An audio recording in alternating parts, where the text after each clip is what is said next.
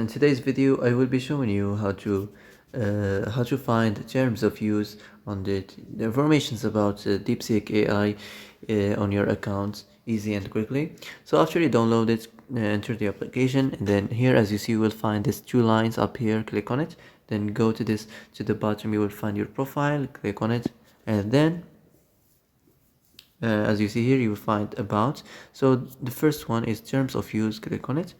Now you can read this terms of use, Deepseek terms of use. So first of all, services and account, the requirements and the restrictions. So that's it. That's how to find terms of use easy and quickly. So that's it for today's video. I hope this is the answer you've been looking for. If you like this video, don't forget to like and subscribe, and see you in the next video.